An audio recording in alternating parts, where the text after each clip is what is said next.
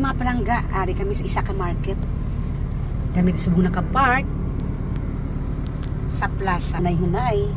Sa isa na naman ka stress, pag-ulang na encounter. So, kita nyo kung ano siya ka-beautiful ang area.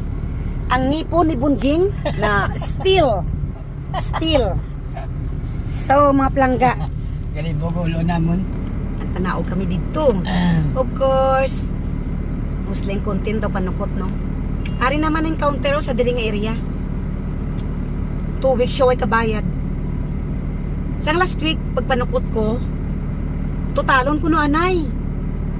Sige mama, tutalon ko. Pero pag bakasyon ko sa Manila, almost 2 weeks pagid wala pa sa kabayad. So that was November pa nga stocks.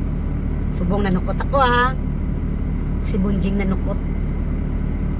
Pag panukot ni Bunjing, ano ang baya Bunjing sa mo pagpan? Na lang ano bayad, yung abrayran niya kano simo. Kung dumduman kuya si Yaya nga nagambal sa tusa nagligad nga itingbo niya lang bayad simo. Kaya wala siya bayad kay pista sila. Mga palangga, ang balya sa nagligat tutalon anay.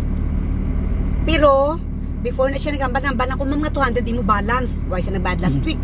Subong, ipasukot ko kay Bunjing, nagbayad sa 100. Siling niya tinguba niya, di ba? Gahasard pa ako. Nitinit ko na nao, kadugay-dugay na ng account na nao ko, ma'am, 200 di mo balaydan, ang mo, tinguban mo, subong.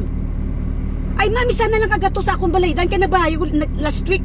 Oh my God, matsyag ko daw na tinubuan naman ako. 3 na akong sungay. May sungay ko, tunga, 2 pa di sungay. 3 na sungay ko. Grabe no. Ay, ma'am, 200 pa balance mo, ma'am. So kung nagbayad ka subong shin pa. Hindi nga, why ka nabalaydan kay ka-clear kita sang nagligad 200 kulang mo, hambal mo, tinguban mo lang. Ay, grabe mga plangga, no? Pista sila. Ano yung klase mga tao nga mga amo naman, kagamay nga utang, no?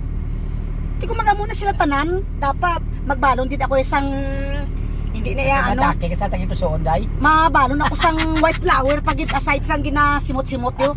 Kaya basi mag-uy-uy ako lang, wala, pilas, lalala.